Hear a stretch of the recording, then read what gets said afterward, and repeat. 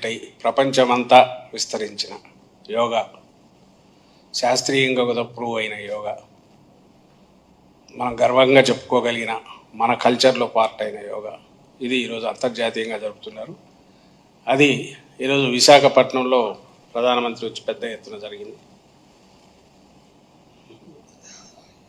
ఒక మోటివేషనల్ దీనిగా కూడా జరగడం అనేది బాగుంది.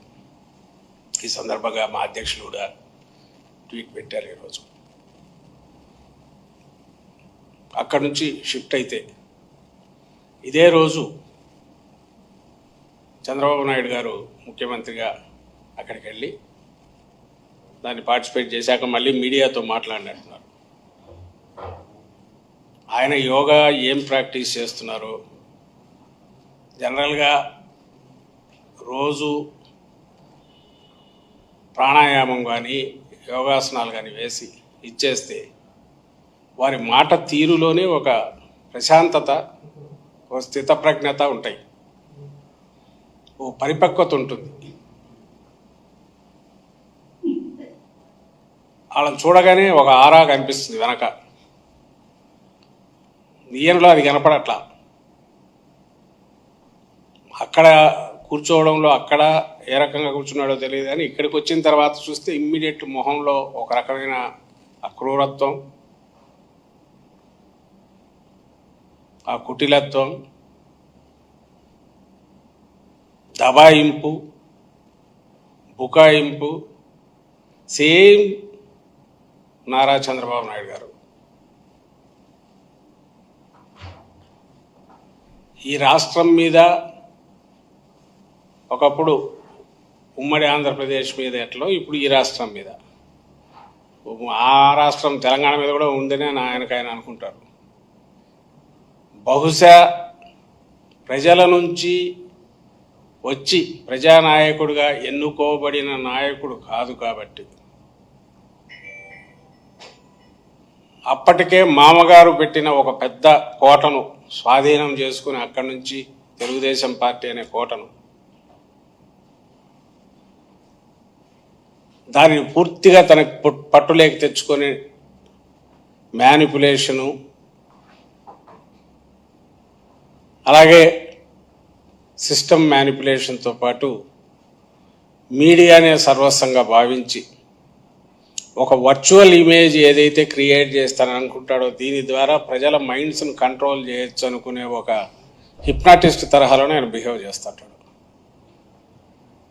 అధికారంలోకి ప్రజల నుంచి రాలే కాబట్టి ప్రజలకు తను ఆ బాధ్యుడు కాదు అనేది ఆయన మొహంలో ఎప్పుడూ కనిపిస్తుంది. ఇంకా రాజకీయ పార్టీలను నాయకులను అసలు లెక్క వేసుకోడు.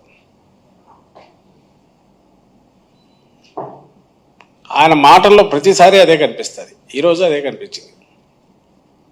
ఎవరో ఏదో అడిగితే దానికి సమాధానం ఇంకేదో ఇస్తాడు, మీడియాలో తిడతాడు. మేము అదే అంటుంటాం మీడియాను, మీరు చంద్రబాబు నాయుడు గారిని ఈ క్వశ్చన్లు ఎందుకు వేరని. మేము అడగడానికి ఒక ఇది ఉంటుంది, ఎందుకంటే ఆ క్వశ్చన్లకు ఆయన ఆన్సర్ ఇవ్వడు కాబట్టి అడిగి ఏమైనా రాబడదామని. బట్ ఆయన చేసేవన్నీ కూడా ఎదుటివాడి మీద తోసి అక్కడ మీరు ఎందుకు అడగరని అడుగుతుంటాడు, మనం చేయనివి కూడా మన మీద వేసి.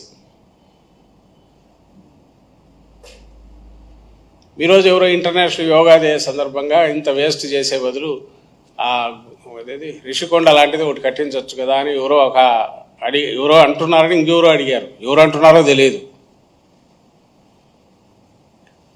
సో అడిగిన వాళ్ళు దేనికి అడిగారో ఈయన దాన్ని నేను ఒక పెద్ద క్లాస్ బీకేసి అప్పుడే దాని మీద మాట్లాడాను. అలాగే వైజాగ్ అంతా క్యాపిటల్ చేసుకుని గంజాయి ఎక్కడ తాట తీస్తానంటున్నాడు. ఓ పక్క అక్కడ వీధుల్లోనే అమ్ముతున్నారు. నిన్న కూడా భీమవరంలో ఆ పిల్లలంతా తాగి చేసినారని అంటారు. మా కుప్పంలో ఇట్లా జరుగుతుంది, ఇది కూడా జగన్ గారి పుణ్యమే అని అది కూడా అంటాడు. ఒరే స్వామి, నువ్వు ఆన్సర్ ఇవ్వాల్సిన ఆయన వీటన్నిటికీ జరుగుతున్న వాటికి. నీ కుప్పంలోనే అట్లా జరుగుతోంది, ఎందుకు నువ్వు సంజాషి ఇవ్వాలని అంటే, నా కుప్పంలోనే ఇట్లా జరుగుతుంది అంటే మొత్తం జగన్ గారే బాధ్యత వహించాలని కూడా దబాయిస్తాడు ఆయన. మొన్న ఇప్పుడు వీటన్నిటి గత నెల రోజులుగా మనం ఒక్కసారి రాష్ట్రంలో జరుగుతున్నవి చూసుకుంటే, ఒక పక్కనేమో రైతులు మద్దతు దొరక్క ఈ మధ్య కాలంలో జగన్మోహన్ రెడ్డి గారే ప్రతిపక్ష నాయకుడుగా వైఎస్ఆర్సీపీ నాయకుడుగా ఇటు మిర్చి కానీ అటు పొదిలి వెళ్ళి పొగాకు కానీ వెళ్ళించాడు. మీరందరూ గమనించి ఉంటారు. మిర్చి ఈయన వెళ్తున్నాడని 3 రోజులు వెళ్తున్నాడు ముందు హడావుడిగా సెంటర్కు లెటర్ రాశారు. తర్వాత ఎవరో రిప్రజెంటేటివ్ డెలిగేషన్ వెళ్ళి కలిసింది. ఆ ఒప్పందం అంట ఇక్కడ ఎంత వస్తే దానికి రిమైనింగ్ గ్యాప్ సెంటర్ ఇస్తుందంట. వాళ్ళు ఇస్తామన్నారా? లేదు. ఇచ్చారా? లేదు. పోనీ ఇవ్వడానికి అవసరమైన ఎవరికి ఇవ్వాలనేది ఐడెంటిఫై చేసిన ఒక సిస్టమ్ ఉందా? అది లేదు. ఏ రకంగా మిర్చి రైతులకు ఇస్తావో లేదు.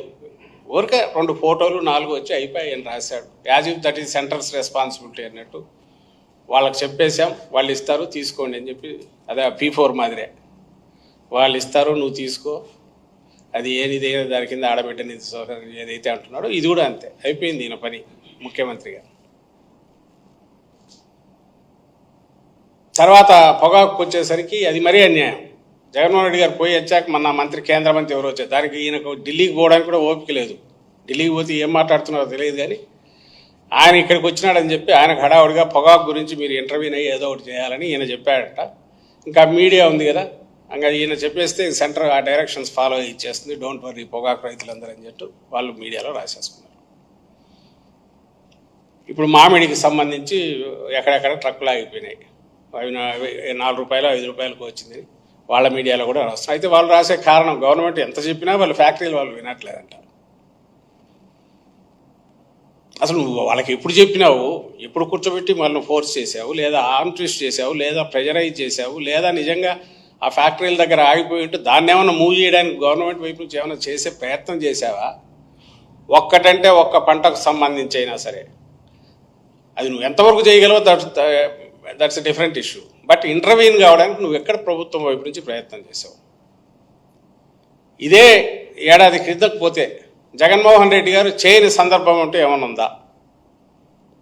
అది ఏ క్రాప్ అయినా సరే కొనగలిగితే కొనడం, మార్కెట్లో కాంపిటీషన్ క్రియేట్ చేయడానికి అవసరమైతే దానికోసం దిగడం, అడుగు ముందుకేసి దానికి అలొకేట్ చేసి ఇమ్మీడియట్ పర్చేజ్ మొదలు పెట్టడం, లేదా ఆక్వా లాంటి దాని దగ్గర అయితే వాళ్ళను పిలిచి గట్టిగా ఇది చేసి ఇక్కడ ఇచ్చి అక్కడ కూడా వాళ్ళను తగ్గించమని గవర్నమెంట్ నుంచి ఇంత ఇస్తామని మాట్లాడడం. మ్యాంగో విషయంలో అయిందా? ఒక్కటంటే ఒక ప్రూఫ్ చూపగలరా? కానీ వీళ్ళు గవర్నమెంట్ డైరెక్షన్ ఇచ్చిందంట, వాళ్ళు వినలేదంట. యాక్టివ్ ఎంగేజ్మెంట్ అనేది ఎక్కడన్నా జరిగిందా? యాక్టివ్ ఎంగేజ్మెంట్ జరుగుతుంది. ఏది విత్ ఆల్ డ్యూ రెస్పెక్ట్, నేను ఇంతకుముందు యోగా గురించి చెప్పాను, అది నిజంగా ఎంతైనా దాని గురించి ప్రచారం చేయొచ్చు, కరికులంలో పెట్టచ్చు, కిందికి ఒక సైంటిఫిక్ మెథడ్ కింద మన డైలీ దీంట్లో అది పార్ట్ ఎట్లా చేయాలనే దాని మీద గవర్నమెంట్ ఎంత సపోర్ట్ ఇవ్వాలనో అంత ఇవ్వచ్చు. కానీ 20 రోజులుగా ఈ అరేంజ్మెంట్స్ చూడడానికి తండ్రి కొడుకులు ఇద్దరు పోతారు. ఫోటోలు అంటే పెద్ద పెద్ద ఫోటోలు అవి, దాని ఏర్పాటు ఎట్లా చేస్తున్నారు అనేది అవి చూడడం, అఫీషియల్స్ అందరినీ పెట్టి కూర్చోబెట్టి వాళ్ళని తోమడం, ఇది నీ డ్యూటీస్ చేస్తూ నువ్వు అడిషనల్గా చేయాల్సినవి, ఎక్స్ట్రా కరిక్యులర్. దీంట్లో గవర్నమెంట్, ఎనీ గవర్నమెంట్ ఓ హెల్దీ వీటిని ఎంకరేజ్ చేయడానికి చేయాల్సినంత చేయొచ్చు. కానీ నీ ప్రధాన వ్యాపకం అది కాదు. నిన్ను ప్రజలు ఎన్నుకున్నది సక్సెస్ఫుల్గా యోగా డే కండక్ట్ చేయడానికి కాదు, సక్సెస్ఫుల్గా ఒక కాన్ఫరెన్స్ కండక్ట్ చేయడానికి కాదు. నువ్వు చేయాల్సింది, ప్రభుత్వం చేయాల్సింది, ఎక్కడెక్కడైతే క్రైసిస్ వస్తే సమాజంలో 2 సెక్షన్స్ మధ్య వచ్చినా, లేక డౌన్ రావడం డిప్రైవ్డ్ వాళ్ళకైతే పూర్తి అండగా ఉండడంలో కానీ, లేదా ఇండిపెండెంట్ సెక్షన్స్ గవర్నమెంట్ మీద డిపెండ్ కావచ్చు వాళ్ళవి ఇంటర్ఫేస్గా ఎక్కడన్నా అవసరమైతే చట్టంలో చేంజెస్ తీసుకురావాలంటే వాటికి మొత్తం మీద వాటితో ఎంగేజ్ అయ్యి ఆ ఇంటర్ఫేస్ కింద పనిచేయగలిగినది ఎక్కడైనా అది అవసరం. మిగిలినవన్నీ లా అండ్ ఆర్డర్ ప్రొటెక్ట్ చేయడం. నువ్వు అసలు ఏది చేస్తున్నావు? లా అండ్ ఆర్డర్కి సంబంధించినంత వరకు గొంగట్లో కూర్చోవడం కూడా కాదు, ఎక్కడ కూర్చున్నామో మనకే తెలియదు, ఎక్కడ తగిలినా దొరుకుతాయి. రోజు నిస్సహాయులైన దళితుల మీదనో, మహిళల మీదనో, చిన్నపిల్లలు, మళ్ళీ ఈయనే ఊగిపోతాడు కోపంతో. గంజాయి ఎఫెక్ట్తో ఇదైపోతుంది, బాలికల మీద నేను సహించను, తాట తీస్తా అంటాడు. స్వామి, నువ్వు ఉండేది ఆ స్టేర్లో ఉన్నావు,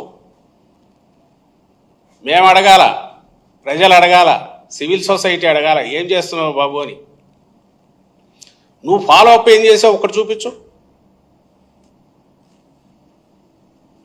మీ పాలనలో దీనివల్ల మీరు పూర్తి పోలీస్ సిస్టమ్ వ్యవస్థనే, లా అండ్ ఆర్డర్ని ఎన్ఫోర్స్ చేయాల్సిన పోలీస్ వ్యవస్థను కంప్లీట్ కాళ్ళ కింద తొక్కి పట్టి మీ మాట వినే వాళ్ళని ఎంకరేజ్ చేసి వాళ్ళకు అన్ని అపరిమితమైన అధికారాలు ఇచ్చి ఎవరి మీద వదిలేరు అంటే ప్రతిపక్షం మీద, ప్రతిపక్ష నాయకుల మీద, కార్యకర్తల మీద, నిస్సహాయులైన ప్రజల మీద.